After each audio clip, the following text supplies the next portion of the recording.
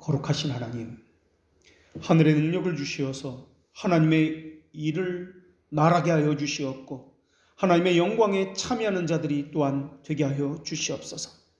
그러나 이 가운데는 하나님의 백성이 아닌 자가 있는 거로 자기 갈 길로 가려는 자도 있을 것이며, 목자장이신 주님의 일이 밝히 드러날 때 기름이 부족하여 기름을 사러 간다고 하여서 신랑이신 주님을 맞이할 수 없는 자도 있을 것입니다. 그러나 중생된 자들에게는 하나님의 말씀이 들려져서 하나님의 숨겨진 비밀스러운 지혜가 드러나고 충실한 결실을 맺게 하시는 분이 하나님이십니다. 중생의 체험을 통해서 하나님의 놀라우신 그 자비하심을 인지하시는 삶을 살게 하는 것도 하나님이십니다. 하나님의 말씀으로 늘 교정을 받게 하시옵고 권징을 받게 하여 주시옵고 평강의 하나님께서 하나님의 백성들의 심정을 지켜주시어서 한 주간의 삶을 주께서 주신 말씀을 가지고 숙고하고 묵상하고 살피며 심정에 새겨진 것으로 의의 열매를 맺으며 하나님과 동행하는 삶을 살기도 하여 주시옵소서. 영원한 언약의 피로 약속하셨고 성령께서 인치신 주의 일들이 저희 심정에도 새겨져서 믿음으로 받게 하시되 성경으로 들은 말씀을 상고하고 복음적 교리로 울타리를 삼아서 넘어서는 안 되는 섬은 넘지 않게 하시옵고 또한 저희들에게도 지성의 안식을 주시옵고 신정의 맑음과 하나님을 찬양하는 의지도 허락하여 주시옵소서. 하나님의 말씀을 들을 때 삼위 하나님께서 그리스도를 통해서 이루시고 성령님을 통해 약속하신 그 약속과 계명이 묵상을 통해서 저희의 것이 되게 하여 주시옵소서.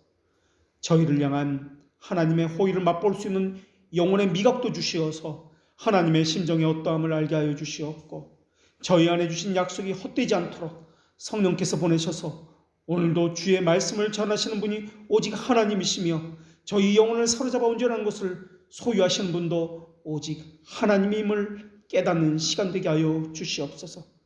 한국에 있는 모든 개혁교회와 바르게 전하기 위해서 주의 심판대 앞에 자신을 세우는 모든 주의 백성들에게 주의 향기가 있기를 원하올 때 이 모든 것을 예수님의 이름으로 기도합니다. 아멘. 오늘 하나님께서 우리에게 주시는 말씀 로마서 16장 6절의 말씀을 봉독합니다. 하나님의 말씀을 경청하십시오. 너희를 위하여 많이 수고한 마리아에게 문안하라. 바르게 신앙생활을 하려면 하나님에 대한 바른 지식을 무엇보다도 먼저 가지고 있어야 합니다. 바른 지식이 없으면 바른 신앙생활이라는 것은 있을 수가 없습니다. 자기 생각대로 그것이 신앙이다 하고 신앙생활을 하게 될 것입니다. 양심의 자유도 실행할 수가 없습니다.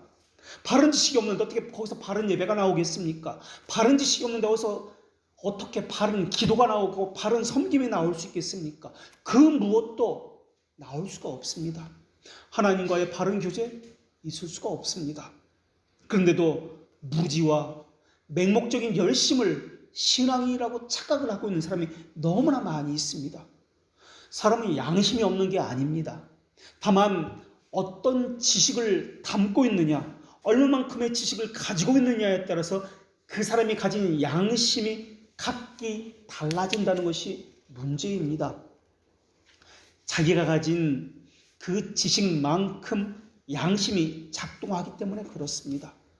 성경에 보면 예수님은 마음에 품은 의도나 생각도 죄라고 말씀하셨습니다. 그러나 세상의 법정에서는, 세상 사람들의 생각에서는, 사회의 관습에서는 드러난 행위만 가지고 죄라고 규정하고 있습니다. 그러나 우리는 그렇게 해서는 안 됩니다.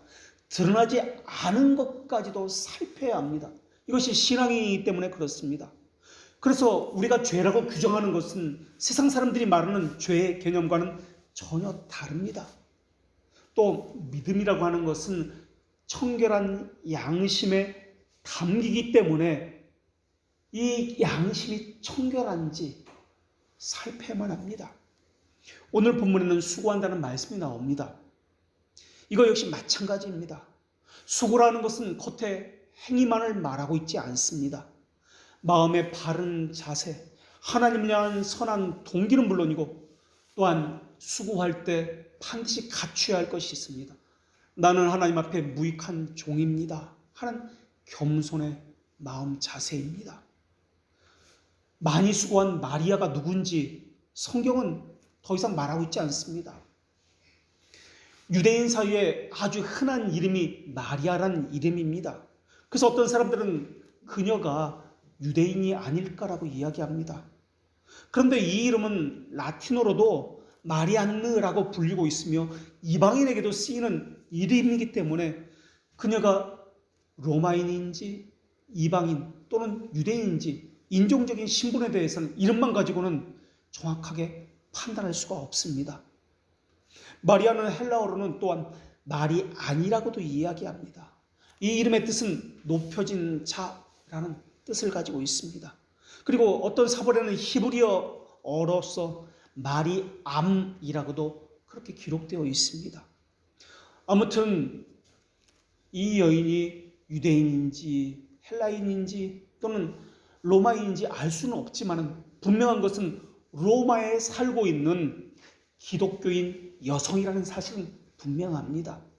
성경에 보면은 마리아라는 이름을 가진 인물들이 7명이나 나옵니다. 한결같이 마리아라는 이름을 가진 사람은 신앙이 훌륭한 여인으로서 그렇게 설명되어지고 있습니다.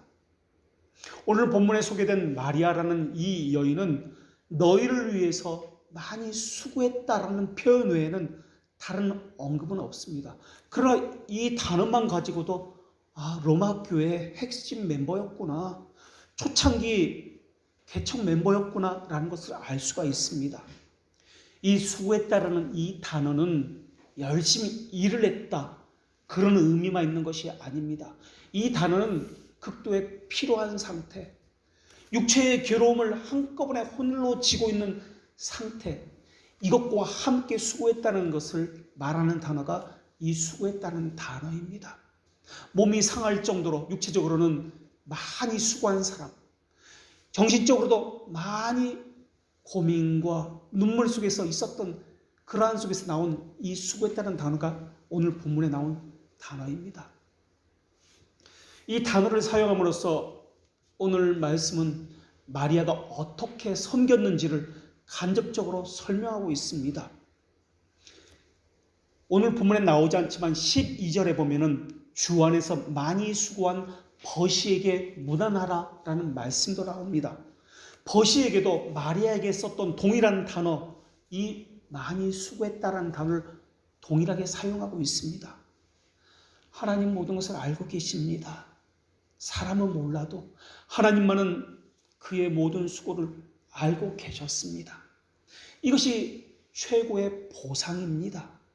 그래서 성령님께서는 성경의 저자이기 때문에 겉으로는 드러나지 않았던 이 마음의 문제, 그 수고에 표현되지 않았던 이 심정의 문제가 마리아가 많이 수고했다라고 하면서 성경의 기록에 기록하도록 이렇게 기록하셨다고 보여집니다. 로마를 위해서, 로마 교회를 위해서, 복음을 위해서 그렇게 수고한 사람이 마리아입니다. 그냥 수고하는 정도가 아니었습니다. 너무나 많이 수고했습니다. 그리고 이 수고했다는 이 단어는 과거형으로 사용되었습니다. 다시 말하면 이제 나이가 많이 먹었습니다. 육체가 쇠하였습니다. 평생을 너무 많이 매우 열심으로 수고한 사람이 마리아다라는 것을 우리가 알 수가 있습니다. 그동안 수많은 수고를 했습니다. 유대인의 관계와 시험과 눈물과 오래 참음과 비난과 핍박과 수많은 오해들도 있었을 것입니다. 그런데 하나님은 그러한 것을 통해서 하나님의 사람을 만들어 가신 것이기 때문에 반드시 하나님의 백성에는 이러한 훈련들이 있어야만 합니다. 참는 것과 또 더 많이 참는 것이 있어야 합니다. 멸시와 더 많은 무시와 더 많은 오래 참음이 있어야 합니다. 수많은 시험, 유혹, 타협 속에서 더 많은 기다림이 있어야 합니다. 이것이 훈련입니다. 사람들은 그런 훈련을 받을 때 처음에는 이것이 너무나 고통스럽습니다. 하나님, 왜 내게 이런 훈련이 있습니까? 제가 하고자 하는 것은 하나님을 바르게 잘 믿고자 하는 것 외에는 없는데 왜 내게 이렇게 고통스러운 일들만 생기게 하시는 것입니까? 제발 그런 일이 없었으면 좋겠습니다. 빌고 또 빌지만은 양심의 청결함을 가지고 수고하면 수고할수록 더더욱 그런 일들은 많아질 수밖에 없습니다. 아이러니하게도 더럽혀진 양심을 가지고 부패성을 드러낼 때는 오히려 아무 일이 없습니다. 편안합니다. 모든 것이 잘 되는 것처럼 보입니다. 자기 욕심을 챙기고 자기 이익을 위해서 살아가면 세상도 그 사람을 그냥 내버려 둡니다. 그러나 그렇게 하지 않고 하나님 중심으로 살아가려고 하면 수많은 위협이 숨겨져 있다가 갑자기 튀어나오는 것처럼 협박하고 어렵게 하고 눈물을 많이 흘리게 하는 것입니다. 수많은 범민의 밤을 보내게 합니다. 바르게 하면 하려고 할수록 말입니다. 신자는 누구나 그러합니다. 그러한 과정을 거쳐야만 합니다. 그러한 과정을 거쳐서 하나님께서는 하나님의 자녀로 그 사람을 만들어내는 것입니다. 하나님은 그대로 훈련시켜서 낮아지는 법이 무엇인지, 자기를 부인하는 것이 무엇인지를 철저히 배우게 하십니다. 그래서 그 몸과 영혼은 하나님이 어떤 분인지 인식하게 그렇게 하십니다. 그래서 그 사람의 몸과 영혼에는 하나님이 어떤 분인지 배어져 있기 때문에 절대 하나님을 부인할 수 없게 됩니다.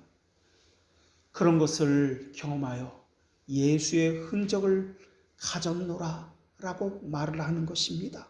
그런 사람을 가리켜서 그리스도인이다 라고 이야기하는 것입니다. 시편 1편에 보면은 경건한 사람과 불의한 사람을 나누고 있습니다. 부정의 방법으로 경건한 사람의 특징을 세 가지로 묘사하고 있습니다. 경건한 자는 첫째, 악인의 꾀를 따르지 아니하며, 둘째, 죄인의 길에 서지 아니하며, 셋째, 오만한 자의 자리에 앉지 아니하며 라고 말씀하고 있습니다. 악인의 꾀를 따르지 아니하며 라는 말의 의미는, 꾀라는 것은 속이는 자들을 이야기합니다. 그 속임에 빠지지 않습니다. 그 시험에 빠지지 아니하고 타협하지 않습니다.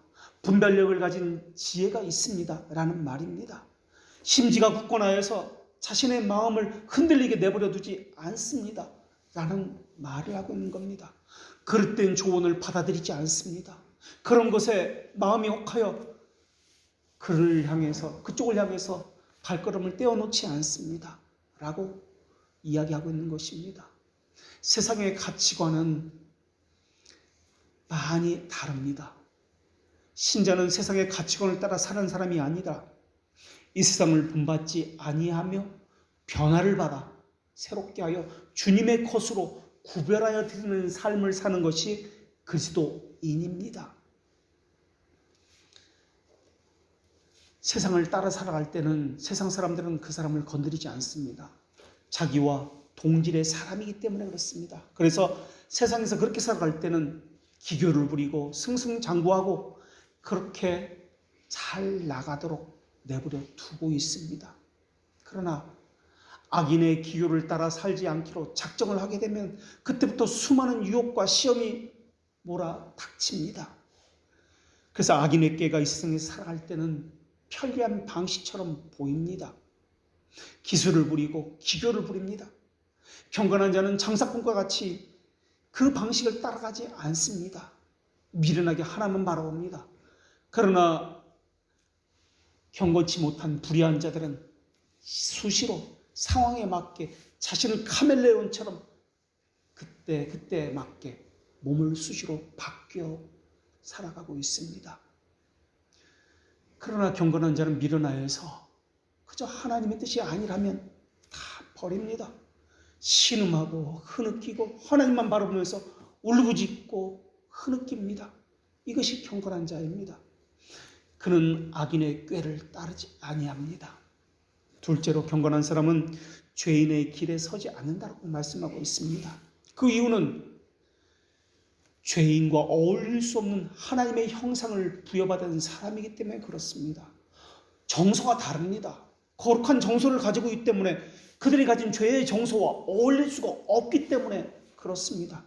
불편합니다. 자기 정서와 어울리지 않는 그러한 곳에 가게 되면 불편해서 있을 수가 없습니다. 그 사람이 함께 누구와 어울리고 있는지, 그 사람의 친구를 보면 그 사람이 누구인지 알 수 있는 것과 마찬가지입니다. 같은 가치관을 가지고 같은 동일한 것을 바라보기 때문에 친구가 되는 것입니다. 같이 손을 맞잡는 것입니다. 그러나 경건한 사람은 하나님의 심판대 앞에 당당히 설 수 없는 그런 사람과는 어울릴 수가 없습니다. 이 안에는 거룩한 정서, 하나님의 진리가 있기 때문에 진리를 가지 않는 사람, 죄의 정서를 가진 사람과 함께 손을 맞잡고 함께 밥상을 함께 할 수 없기 때문에 그렇습니다. 멍에를 맨다고요? 있을 수가 없습니다. 어울리는 것, 대화를 나누는 것, 관심사에 대해서 이야기를 하는 것, 그들은 같은 부류이기 때문에 같은 생각을 나누고 같은 것을 바라보기 때문에 어울리는 것입니다. 있어야 할 것과 있어서는 안 되는 것, 함께 있어야 할 사람과 그렇지 않은 사람, 마땅히 품어야 할 것과 버려야 할 것, 반드시 갖추어야 할 것과 버려야 할 것, 이것을 구분합니다. 이것은 자기에 대해서는 죽고 올바름과 하나님의 의에 대해서는 사는 것을 이야기합니다. 그런데 경건의 모양만 갖춘 사람들은 그것을 신앙이라고 말하는 사람들이 너무나 많이가 있습니다. 이건 남의 이야기가 아니라 바로 우리 자신의 이야기입니다. 교회 다니면 신앙이라고 이야기합니다. 예배 참석하고 성경 공부 참석하면 신앙이라고 이야기합니다. 도대체 성경 어디에 예배 참석하면 신앙이라고 말하고 있습니까? 입술과 말로는 그리스도를 공경하고 사랑한다고 말을 하지만 행위로는 그리스도를 부인하고 있습니다. 삶에서 도대체 그리스도의 것이다 라는 말이 그리스도인이라는 말인데, 그리스도의 것이라는 증거를 어디서 찾아볼 수 있습니까? 자기를 먼저 챙깁니다. 단 한 번도 하나님과 교회를 위해서 자기 것을 포기한 적이 단 한 번도 없습니다. 마음은 하나님을 멀리 떠나서 세상의 가치관을 쫓는 데 바쁩니다. 아담이 타락한 이후에 주님 앞에서 도망쳐 숨어버리듯이 은혜와는 거리를 멀리 두고 그렇게 한 주간의 삶을 살아갑니다.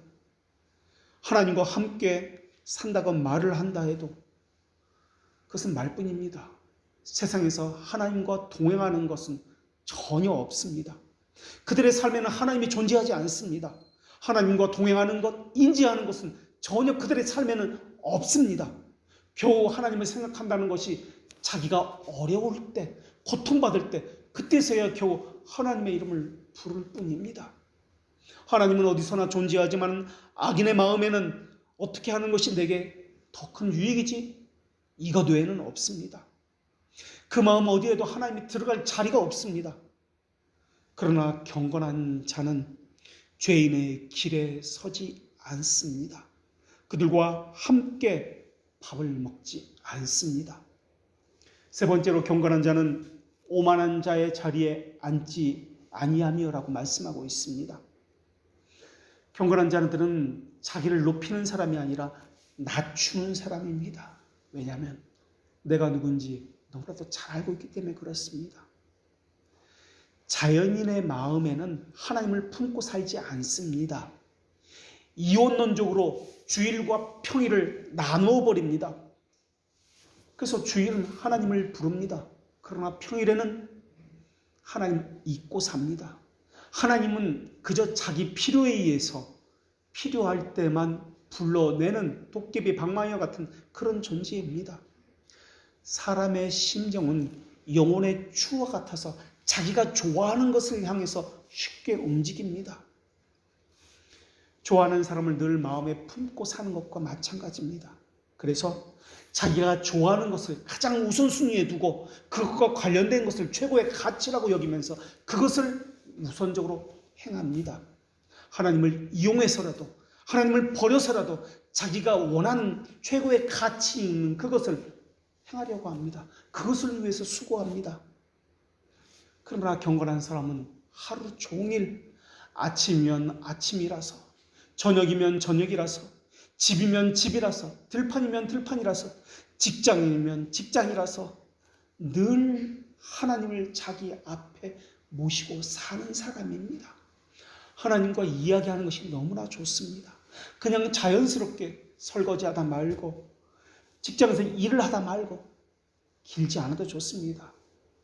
단 몇 초 하나님을 향해서 자기의 마음을 터놓고 이야기하고 기도할 뿐입니다.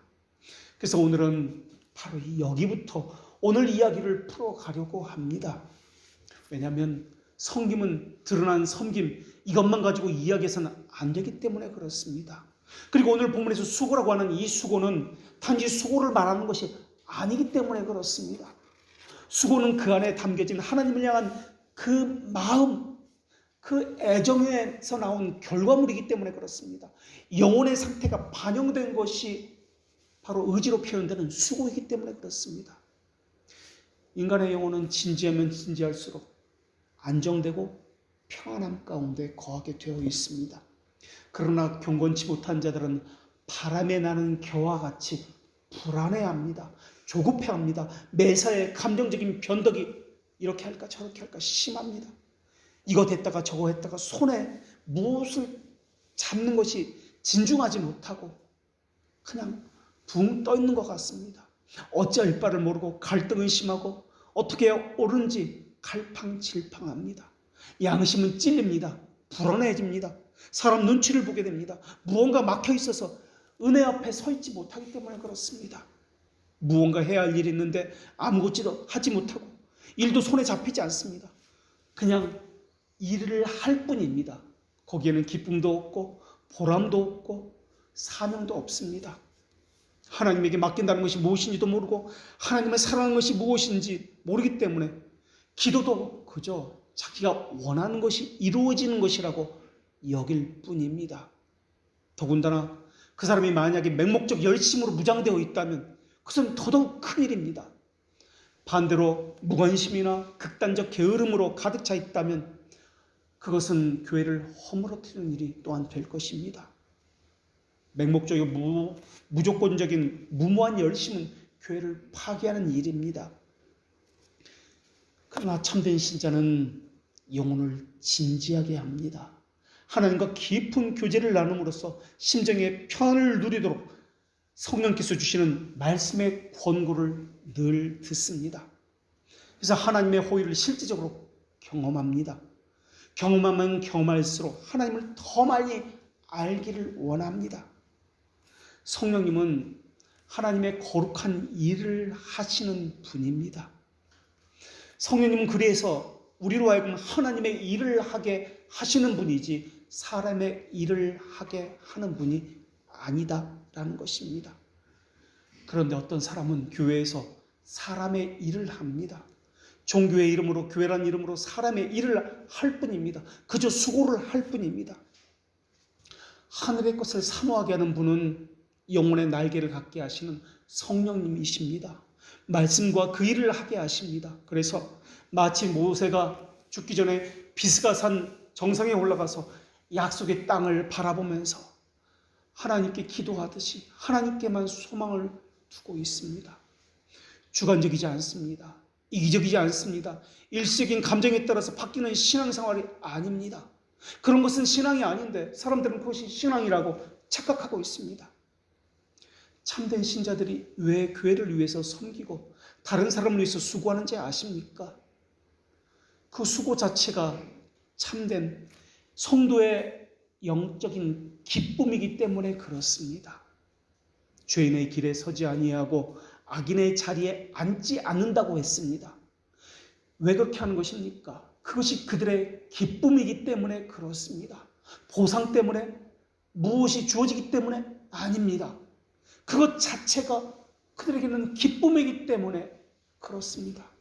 죄인의 길에 서는 것과 악인의 자리에 앉는 것, 서는 것과 앉는 것이 서로 비교되고 있습니다. 서는 것은 수고롭게 열심을 내서 행하는 것을 이야기합니다. 앉는다는 것은 반복적이고 습관적으로 몸에 눌러붙어 있어 배어 있는 죄의 양태를 습관적으로 저지른다라는 것을 이야기합니다. 늘 반복됩니다. 같은 것에서 넘어집니다. 같은 자리에서 똑같은 것을 행합니다. 그리고 반복적으로 하나님 용서하여 주십시오. 늘 똑같은 말을 합니다. 깨달았다고 말은 하지만 반복적으로 되풀이된다면 이것은 깨달은 것이 아닙니다. 단지 그 말의 의미는 내가 죄를 졌다는 것을 인지했다라는 말일 뿐입니다. 하나님은 하나님의 백성에게 악을 버리라라는 말씀과 동시에 선을 행하라라는 말씀을 둘 다 주셨습니다. 옛사람을 죽이고 새 사람을 입으라 하는 것과 마찬가지로 죄에 대해서 죽고 의에 대해서 사는 것과 마찬가지로 말입니다. 마리아의 수고는 어떤 수고인지 성경에 나오지 않기 때문에 우리는 잘 모릅니다. 병자를 돌보는 일일 수도 있고 가난한 이들을 돌보는 일일 수도 있고 아니면 재정적인 수고를 담당했는지도 모릅니다. 아니면 바울과 같이 또는 복음 전도자들과 같이 복음을 전하는 일이었는지 그것은 잘 모릅니다. 다만 우리가 알 수 있는 것은 매우 많이 대단히 수고했다는 사실입니다. 그리고 이 수고는 자기를 위한 수고가 아니라 너희를 위한, 그러니까 교회를 위한, 다른 지체를 위한 수고였다라는 것을 우리가 알 수 있습니다. 모두가 다 자기를 위해서 수고하는 시대입니다. 그러나 마리아는 자기를 위해서 수고하지 않았습니다. 다른 지체를 위해서 수고했습니다. 신자의 삶이라는 것은 나는 다른 사람에게 아무런 해를 끼치지 않았습니다. 나는 법 없이도 살 수 있는 사람입니다. 이것 가지고는 안 된다라는 것을 기억해야 할 것입니다. 나는 다른 사람이나 교회에 어떤 피해도 주지 않았습니다. 그것이 아니라 악을 버리고 선을 행하라라는 말씀처럼 소극적인 것과 적극적인 것, 이 둘 다 모두 있어야 합니다. 우리가 이미 십계명에서 해석의 방법을 배운 것과 마찬가지입니다. 부정은 긍정으로, 긍정은 부정으로 해석하는 것과 마찬가지입니다. 어디서 무슨 큰 생애적인 은혜를 받았다, 그게 전부면 그것은 신자의 삶이 아닙니다. 그래서 어쩌란 말입니까? 은혜를 받았으면 그래서 어쩌란 말입니까? 좋은 말씀 들었으면 그래서 어쩌란 말입니까? 소극적인 측면만 가지고 만족하면 안 됩니다. 헌데도 많은 이들이 깨어진 기초 위에 자신의 신앙의 집을 지으려고 하고 있습니다. 천국의 소망은 그렇게 해서 건축되는 것이 아닙니다. 겉으로 보기에는 악한 것이 없을다 할지라도 그 마음에 선하지 않을 수도 있다는 것을 기억해야 합니다. 악을 멀리한다고 하는데 악을 멀리하면서도 동시에 은혜도 멀리할 수 있다는 것을 기억해야 합니다. 손과 발은 불법을 저지르지 않아도 머리와 심정은 온갖 악으로 가득 찰 수 있다는 것을 또한 기억해야 합니다. 묵상에는 거룩한 묵상이 있고 사악한 묵상이 있습니다. 사악한 묵상을 벗삼아서 야고보서에 보면 이런 말씀이 나옵니다. 이 사람은 장사꾼입니다. 내일은 이렇게 하고 그 다음 날은 이렇게 해서 이문을 많이 남겨야지. 자기 스스로 자기 일에 대해서 계획을 하는 사람이 나옵니다. 장사꾼이니까 당연히 여기저기 장사를 하러 돌아다녀야 합니다. 이문을 남기는 것은 장사꾼으로서 당연합니다. 그런데 성경에서는 이것을 죄라고 말씀하고 있습니다. 장사하는 것이 죄가 아니라, 이문을 남기는 것이 죄가 아니라 자기가 판단해서 내일은 이렇게 해야지, 그 다음 날은 이렇게 해야지, 이렇게 하는 것 자체가 죄라는 말씀입니다. 하나님께서 명하신 것은 두 가지인데 악은 버리고 선은 행하라는 것입니다. 소극적인 것과 적극적인 것 둘 다를 행하라는 것입니다. 소극적인 것만 가지고는 천국에 들어갈 수 없습니다. 그래서 하나님께서는 죄를 죽이는 것과 의를 살리는 것 두 가지를 함께 하라고 말씀하여 주셨습니다. 이것을 우리는 하이델베르크 교리문답 88문에서 참된 회개가 죄를 죽이고 의를 살리는 것이다 라고 우리가 이미 배웠던 것입니다. 그 중에 한 가지만 있어서는 안 됩니다. 둘 다 있어야 합니다. 경건한 자는 오만한 자리에 앉지 아니하고, 그 다음에 뭐라고 성경은 기록하고 있냐면 바로 이어서 나옵니다. 오직 여호와의 율법을 묵상하는 자로다. 오만한 자의 자리에 앉지 아니하고 여호와의 율법을 오직 묵상하는 자다. 오만한 자의 자리에 앉는 것은 자기를 높이는 자리입니다. 이제 우리도 새 가족이 올 터인데 우리가 집중해서 살펴야 하는 것은 자발적인 섬김이 있느냐 하는 것입니다. 이것은 하나님의 백성의 표시인 자기 부인이 있느냐 하는 것입니다. 하나님의 백성의 표시가 자기 부인입니다. 쉽게 말하면 청소를 알아서 하는 것. 오늘 우리가 청소를 할 터인데 설거지를 자기가 알아서 누가 시키지 않았는데 알아서 하는 것. 교회를 위해서 자발적으로 그냥 하고 싶어하는 그 자발성, 이것을 이야기합니다. 그냥 앉아서 대접받는 것이 아니라 자발적인 기쁨을 가지고 있느냐, 이것을 이야기합니다. 교회는 일을 하는 곳이 아닙니다. 일의 자세를 배우는 곳이고 정신을 함께 나누는 자리입니다. 오만한 자의 자리에 앉지 아니한다라고 했는데 이 말은 겉으로는 높아지고 오만한 것만을 이야기하고 있지 않습니다. 은혜를 무시하고 진리를 조롱하고 입을 삐죽거리면서 하나님의 방법과 그 구원의 도를 무시하는 것을 오만한 것이다 라고 이야기하고 있는 것입니다. 사람은 영적인 동물이라 어느 정도는 겉으로 그 사람의 영혼의 상태가 어떤지는 대충 드러납니다. 이 사람은 한 주간 하나님을 멀리하고 세상과 벗삼아서 세상 속에서 찌들다 살아왔다라는 것이 어느 정도는 드러납니다. 그런 사람은 하나님의 자비를 말하고 은혜를 나누는데 힘겨워할 것입니다. 세상을 말할 때는 신나할 것입니다. 왜냐하면 그 사람에게는 은혜의 열매가 없기 때문에 뭐라도 자기를 과시하고 싶은데 내세워할 은혜가 없기 때문에 견딜 수 없어서 자기가 유일하게 알고 있는 세상 이야기를 가지고 그렇게 떠벌리고 이야기하는 것입니다. 고어해서 그러는 겁니다. 은혜가 없어서 그러는 것입니다. 그것이 온통 그 사람을 지배하기 때문에 견딜 수 없어서 그렇게 이야기하는 것입니다. 거룩한 묵상으로 단련된 사람은 관심사가 다릅니다. 그들의 관심사는 온통 하나님입니다. 하나님과 관련된 것. 그것을 가지고 이야기할 수밖에 없습니다. 저절로 여기서 튀어나오는 겁니다. 하나님께서는 모든 사람에게 무언가에 대해서 즐거워하는 마음을 주셨습니다. 무엇을 즐거워하느냐는 사람마다 각기 다 다릅니다. 그래서 말하고 생각하고 행동하는 것에 그 무엇이 담겨져 있습니다. 이것이 각자가 다 다릅니다. 경건한 자는 율법을 즐거워하고 라고 했습니다. 하나님의 말씀이 즐겁습니다. 이 하나님께서 주신 거예요. 그래서 어떻게 합니까? 주야로 묵상하는 자로다. 마리아가 교회를 즐거워했다는 성경 말씀은 없습니다. 하나님을 즐거워했다는 이러한 구절은 성경에 나오지 않습니다. 단지 너희를 위해서 많이 수고했다는 이 한 단어의 표현 속에 이러한 것들이 미루어서 짐작해 볼 수가 있다라는 것입니다. 나이가 먹어서 몸이 상했습니다. 그 정도로 많이 수고했습니다. 그냥 나오는 것이 아닙니다. 일시적으로 잠시간에 그 수고한 것으로 되는 것이 아닙니다. 그냥 기쁘니까 그 일 자체가 하나님을 위한다고 생각하니까 행복한 겁니다. 그래서 다른 사람을 위해서 사는 겁니다. 주님이 주신 기쁨이니까 그렇게 수고하는 겁니다. 억지로 되는 게 아니에요. 자발적으로 되는 것이지. 그래서 시켜서 되는 게 아니에요. 교회 일이라는 것은. 악한 자들은 사악한 묵상을 하면서 죄악에 접붙여진 삶을 삽니다.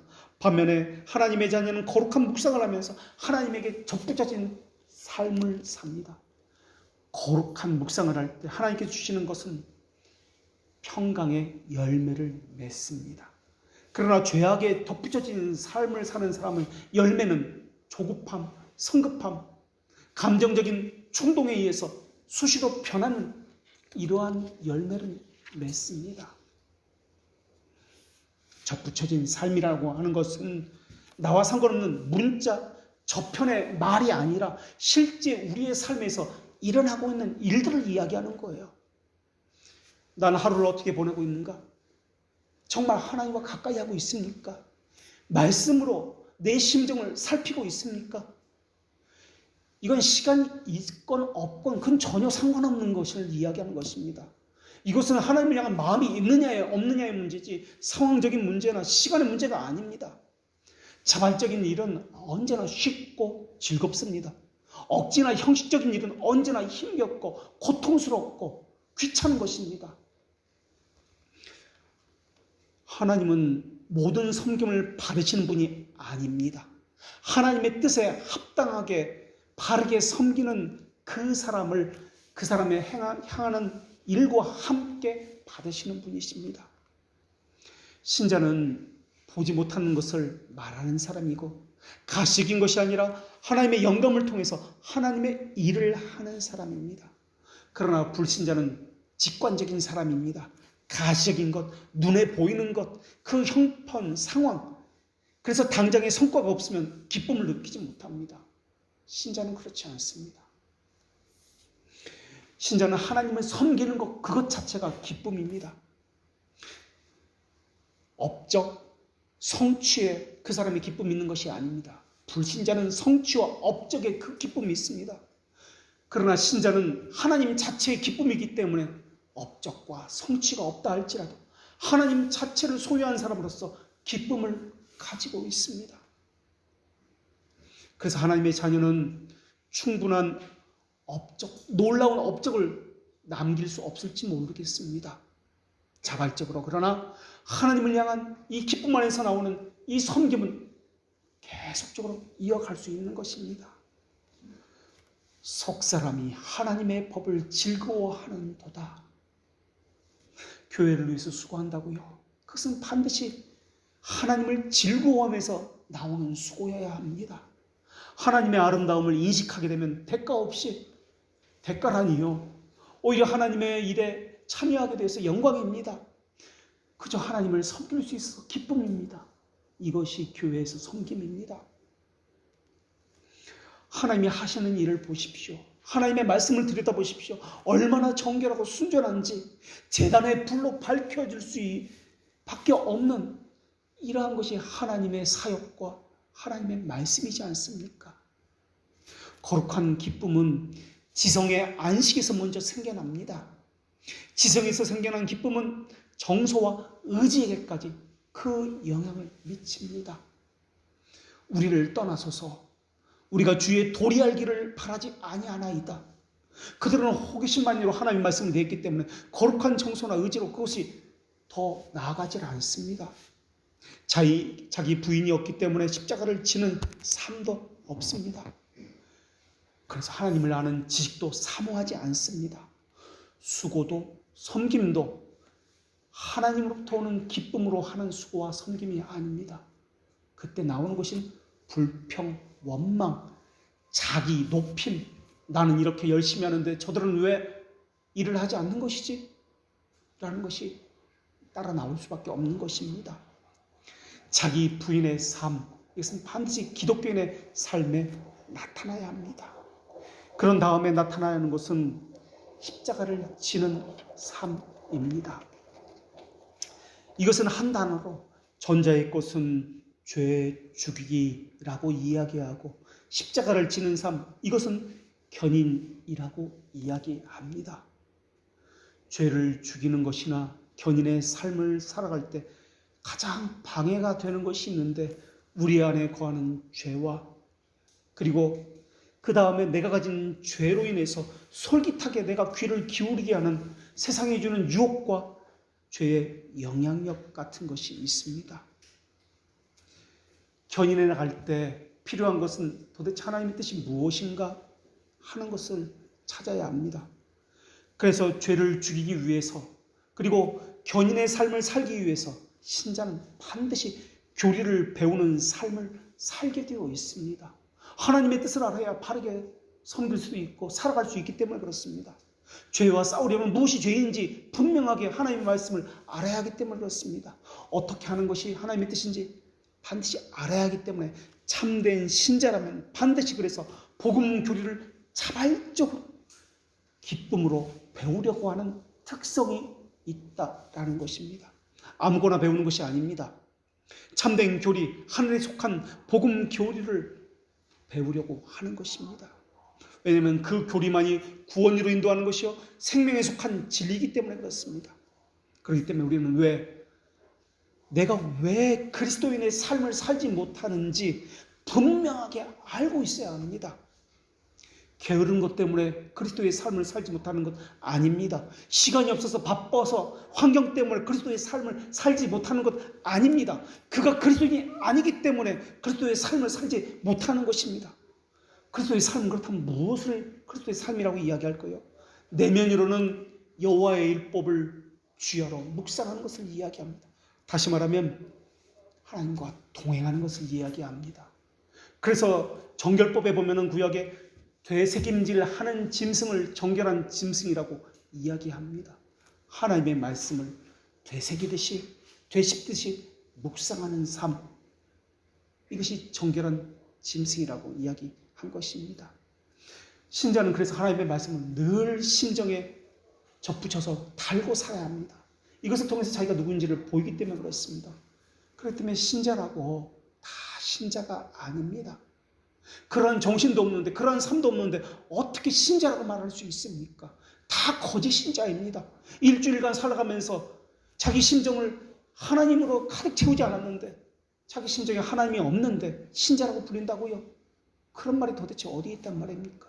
내면은 하나님의 말씀으로 가득 차 있어야 합니다. 하나님의 존재를 인지하게 사는 것이 있어야 합니다. 그리고 겉으로는 이 내면의 것이 주를 향한 섬김으로 드러납니다. 이 두 가지 것이 함께 있어야 되는 것입니다. 이것을 가리켜서 청지기적 삶이다 라고 이야기합니다. 청지기적 삶은 자신을 위해서 사는 사람이 아닙니다. 주인이 따로 있습니다. 하나님이라는 그 주인, 하나님께서 맡겨주신 사명을 위해서 사는 사람을 신자의 삶, 청지기의 삶이다 라고 이야기합니다. 그래서 시편 기자는 시편 110편에서 이렇게 고백합니다. 주의 권위의 날에 주의 백성이 거룩한 옷을 입고 즐거이 헌신하노니, 주의 거룩한 옷을 입고 즐거이 헌신하노니. 거룩한 옷은 우리가 잘 알고 있는 대로 칭의를 이야기합니다. 주의 백성의 특징은 거룩한 옷을 입고 즐거이 헌신하는 것에 있습니다. 즐거이 자발적으로 헌신한다는 뜻입니다. 섬기고 헌신하는데 거룩의 옷을 입지 않고 하는 섬기는 자도 있습니다. 이러한 사람의 섬김은 하나님과는 전혀 상관없는 사람들입니다. 칭의의 특징이 자기 부인입니다. 자기 것만 챙기고 자기 것만 알고 자기 스스로 자기 일을 결정하고, 이런 것은 자기 부인이 아닙니다. 신자가 아닙니다. 탐스러운 사람은 돈을 보면 기뻐하게 되어 있습니다. 그러나 다윗은 이렇게 고백합니다. 주의 입의 법이 내게는 천천 금은보다 좋으니이다. 금보다 더 좋다고 합니다. 왜 돈을 쓰는 것입니까? 왜 시간을 쓰는 것입니까? 왜 다른 지체를 위해서 더 많이 수고하는 것입니까? 왜냐하면 하나님 자체가 목적이기 때문에 그렇습니다. 다른 시간이나 돈이나 내게 가진 은사나 이러한 것들은 하나님을 위해 사용되는 수단이기 때문에 그렇습니다. 그런데 어떤 이는 자기를 목적으로 삼습니다. 그리고 하나님을 수단으로 삼아 이용하고 있습니다. 하나님의 자녀는 하나님을 섬기는 일을 단지 의무로 받아들이는 것이 아닙니다. 하나님께 주신 특권과 영예로 받아들이는 사람입니다. 하나님의 영광에 함께 참여했기 때문에 너무나 이것이 초청장을 받은 사람으로서 감사하기 때문에 그렇습니다. 마리아의 섬김이 어떤 것인지 모릅니다. 그러나 그 일이 무엇을 했는지는 전혀 중요한 것이 아닙니다. 마리아처럼 주의 백성들은 주의 영광에 참여했다는 이 사실 자체가 중요한 것입니다. 하나님은 교회로 왜 부르셨습니까? 일을 시키려고 부르신 것입니까? 일할 사람이 없어서 하나님이 우리를 교회로 부르신 것입니까? 아니지 않습니까? 천군 천사를 시켜서 그 일을 하실 수도 있지 않습니까? 왜 교회에 온 것입니까? 하나님은 우리의 기도 때문에 하나님이 일을 하시는 것입니까? 아니지 않습니까? 전능하신 하나님은 우리의 기도가 없어도 홀로 그 일을 행하실 수 있는 분 아닙니까? 왜 우리에게 기도하게 하십니까? 그것은 우리로 하여금 하나님의 영광에 은혜에 참여하게 하기 위해서입니다. 우리가 기도함으로써 하나님이 약속이 이것이다 라고 인식하게 해서 하나님이 이루실 일에 대해서 우리도 참여함으로써 나의 백성이다라는 표시를 스스로 갖게 하기 위해서입니다. 그래서 기름진 것과 오래 지정된 포도주로 연회를 베푸시는 하나님의 잔치에 주의 백성들이 초대돼서 거기서 기쁘게 하나님과 함께 먹고 마시는 것입니다. 신랑 되신 예수님은 신령한 음식들을 가득 차려놓고 우리로 와서 먹고 마시라고 그렇게 초청하고 계십니다. 그러나 그날에 거룩한 옷을 입지 않은 사람들은 모두가 다 쫓겨날 것입니다. 우리가 마리아에게서 얻을 수 있는 교훈은 하나님은 로마 교회를 향한 하나님의 호의에 마리아도 함께 참여하게 하셨다는 사실입니다. 기쁨과 자발적인 섬김이 마리아에게서 나왔지만 이것을 주신 분은 하나님이십니다. 그래서 평생에 다른 사람을 자기보다 먼저 챙기는 수고를 한 사람으로 보입니다. 많이 수고했다는 이 단어에 수많은 횡간의 언어들이 묻어 있습니다. 성경의 인물 가운데 가인은 하나님께 예배드렸습니다. 예배의 자리에 참석했습니다. 그러나 가인의 예배는 하나님께서 받지 않으셨습니다. 왜냐하면 하나님께 드려지는 제물이 아니라 세금을, 일종의 의무와 같은 세금을, 습관적인 세금을 드렸기 때문에 그렇습니다. 빌립을 따라다닌 시몬 마구스는 자기가 원하는 것을 얻기 위해서 열심히 복음 전도 사역을 했고 열심히 수고했습니다. 우리 가운데 만약에 이러한 이들이 있다면 반드시 회개하고 돌이켜야 합니다. 우리는 우리 자신의 것이 아니라 하나님의 소유입니다. 이것을 한마디로 청지기의 삶이다 합니다. 청지기의 삶, 핵심은 자기 부인입니다. 주인이 우리에게는 있습니다. 주인의 명령에 따라 살아야만 합니다. 주님의 명령을 받지 아니하고 묻지 아니하고 내가 이렇게 결정하고 이렇게 하는 것은 죄인의 길에 서는 것입니다. 정신이 바르게 있는 사람만이 주인을 위해서 삽니다. 내가 청지기라는 그 자세가 바르게 갖춰진 사람만이 거룩한 산제물로 자신을 드리는 삶을 살 수가 있는 것입니다. 하나님은 거룩한 산제물로 사는 것을 영적 예배다라고 말씀하셨습니다. 거룩한 산제물로 자기를 드리는 것을 또 다른 말로 화목제물로 자신을 드리는 것이다 라고 이야기합니다. 화목하게 하는 제물로 자신을 드리는 것, 이게 섬김입니다. 화목제물로, 화목제를 위해서 제물로 드렸을 때 그 제물은 하나님을 위해서 드리는 것이지만 동시에 이웃과 그 제물을 함께 먹습니다. 그리고 제사장과도 그 음식을, 제물을 함께 먹습니다. 하나님도 자기 백성을 위해서 약속을 지키고 나도 하나님을 향해서 약속을 지키고 다른 지체와도 약속을 지키고 우리가 모두 하나님의 함께 언약을 지키고 서로 대한 약속이 확인되어지는 것, 그것이 화목제입니다. 하나님의 것이라는 그 약속이 확인되어지는 것, 함께 먹는 것입니다. 화목제는 자발적인 제사입니다. 그래서 화목제를 다른 말로 뭐라고 하냐면 감사제라고도 이야기합니다. 그리스도께서 자발적으로 화목제물이 되신 것처럼 우리도 자발적으로 감사제물이 되기를 하나님께서 원하십니다. 그리스도께서 맹세하신 것처럼 우리도 맹세하여 자신의 소원을 하나님 앞에 했던 그 언약을, 서약을 자발적으로 지키라는 것입니다. 그것이 그리스도인이기 때문에 그렇습니다. 그리스도의 남은 고난을 채우라는 말의 뜻이 바로 그런 것입니다. 그리스도의 고난이 부족했다는 말의 뜻이 아닙니다. 기쁨으로 자원하여 스스로 감사함으로 훈련받는다는 뜻입니다. 거룩한 기쁨은 하나님을 바라보는 데서 오는 것입니다. 자기 경험에 하나님을 맞추려고 해서는 안 됩니다. 하나님의 말씀에 자신의 경험이 바른 것인지 자기를 맞추어야 합니다. 그런 의미에서 가인의 제사는 자발적인 기쁨의 감사제물이 아니었고 억압이었고 고행이었습니다. 우리가 어떤 의무를 가지고 해야 할 때가 있습니다. 우리가 카페 말씀을 들은 것, 자신의 삶에 대해서 글을 쓰고 있습니다. 섬김과 같은 것이죠. 어떤 심정을 가지고 글을 쓰는지는 모르겠습니다. 그러나 그것은 일부분입니다만 한 주간 그 사람이 하나님과 동행했다는 그 일부분의 증거로서 보여지고 있습니다. 기억하십시오. 하나님과 동행하고 있습니까? 한 주간의 삶이 하나님과 동행하는 삶, 인식하는 삶입니까? 그렇지 않으면 그리스도인이 아닙니다. 신자라고 착각하고 있을 뿐입니다. 물론 거듭난 신자도 수고가 싫을 때가 있고 섬김이 싫을 때가 있습니다. 그렇다고 해서 하나님을 기뻐하는 일조차 포기하거나 그것이 사라지는 것은 아닙니다. 하나님의 성령이 그 사람의 영혼을 붙들기 때문에 다시 한번 열정을 활활 불처럼 타오르게 해주실 것이기 때문에 그렇습니다. 하나님의 자녀인데 실증이 있다는 것은 아직도 영혼의 부패성이 남아있다는 증거입니다. 그것을 찾아내서 제거해야 합니다. 그것을 제거할 수 있는 유일한 도구는 복음 교리입니다.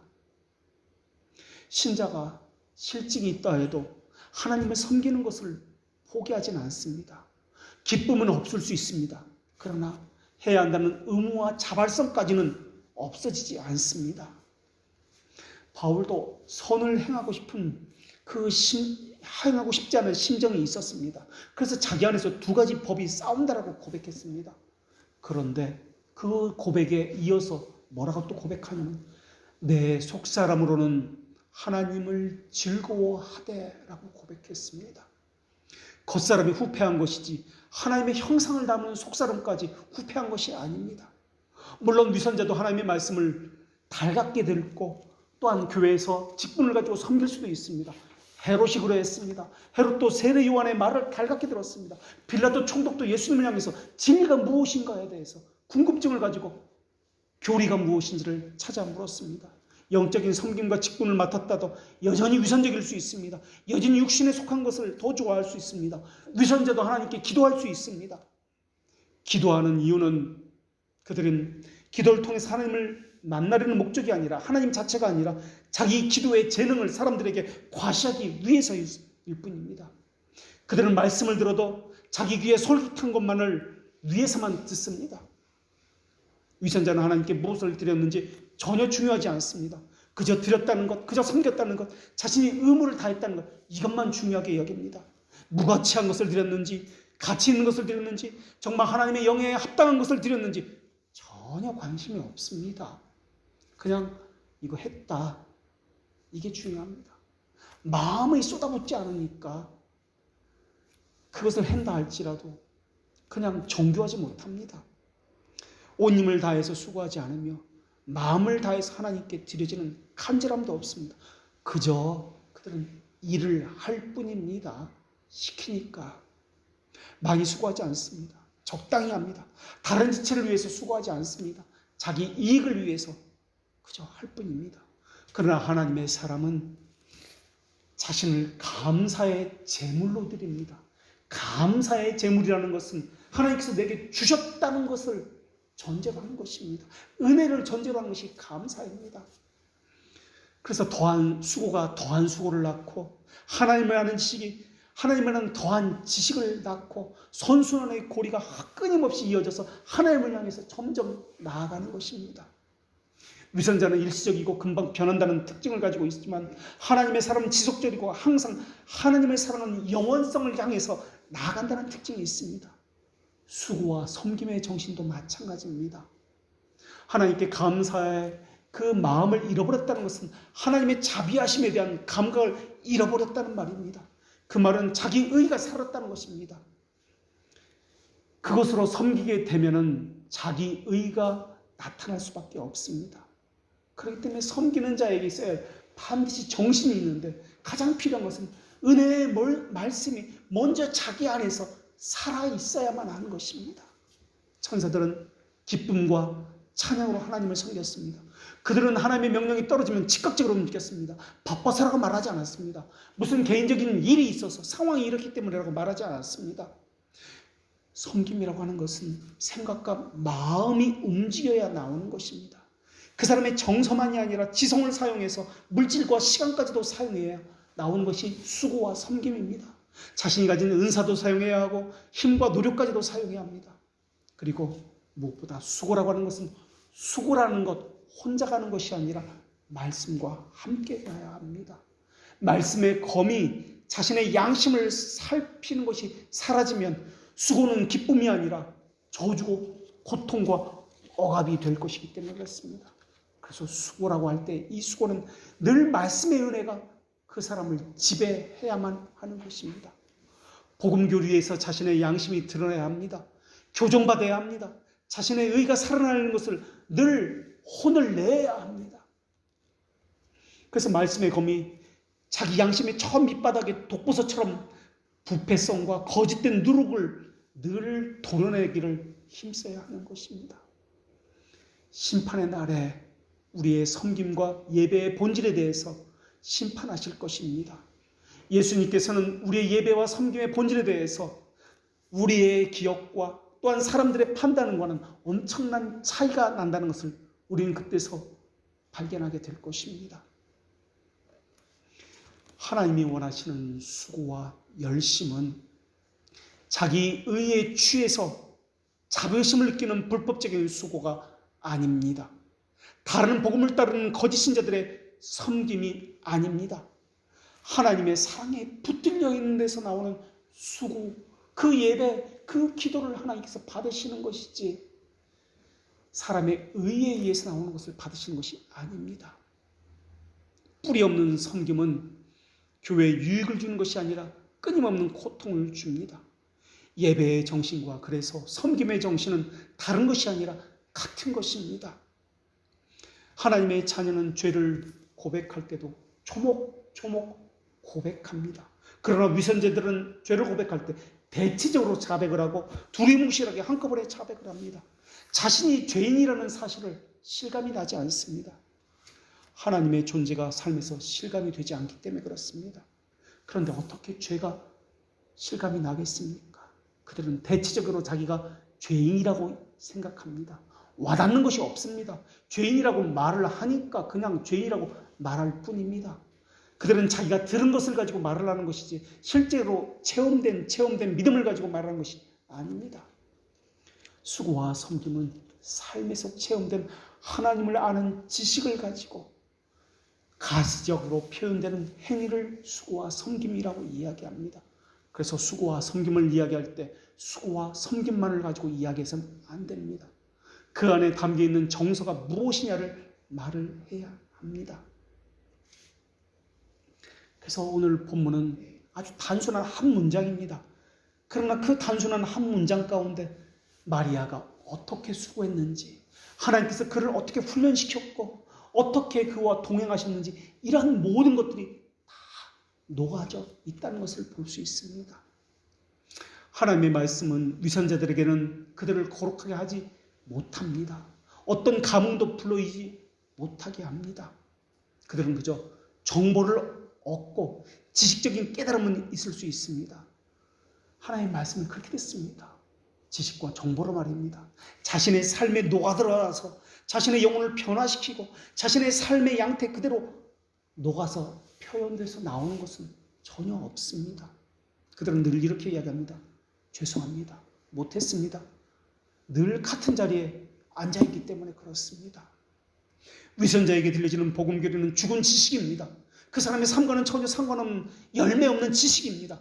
지식적인 정보는 많이 쌓여갈지 모르겠습니다. 그러나 그 사람은 전혀 변화시키지 않습니다. 늘 똑같습니다. 30년 전이나 30년 후나 신앙생활이 아닙니다. 수많은 신학적인 정보는 가지고 있지만 교만과 독성과 자기 의에 사로잡혀서 자기 의로만 행할 뿐입니다. 내가 이렇게 수고를 많이 했는데, 내가 이렇게 교회를 세우다시피 했어. 사람들은 자기 죄에 한계를 두지 않지만 하나님은 사람들의 죄에 한계를 두십니다. 천사도 외치기를 이는 그의 심판하실 시간이 이르렀습니다 라고 합니다. 갑작스럽게 죽음이 찾아옵니다.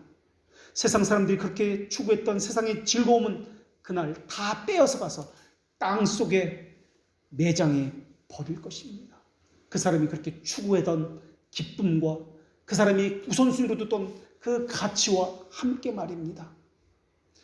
정보만 가득한 감동 없는 성경 지식을 알아서 무엇하겠습니까? 이것은 오히려 하나님의 진노를 불러일으키는 증거물로만 채택될 것입니다. 신자에게는 진리를 되새기는 삶, 하나님의 말씀과 함께 사는 삶을 살아야 합니다. 그래서 정결한 동물은 되새겨야 한다는 규정이 있는 것입니다. 들은 말씀을 삶에서 숙고하고 묵상하고 자신의 심정에 들어가 안착될 수 있도록, 그리고 그 삶에서 고스란히 흘러나와서 하나님을 향한 섬김과 수고와 영적 예배로 나타날 수 있도록 해야 합니다. 이것 없이는 진정한 예배도 없고 섬김도 없고 신앙도 없습니다. 헌데도 많은 사람들이 너무나 안타깝게도 하나님과 동행하지 않는 삶을 신앙이라고 생각합니다. 교회에 나오기 때문에. 그들은 외식적이고 위선적입니다. 그저 교회에 나와서 앉아서 듣고만 있으면 된다라고 여기고 있습니다.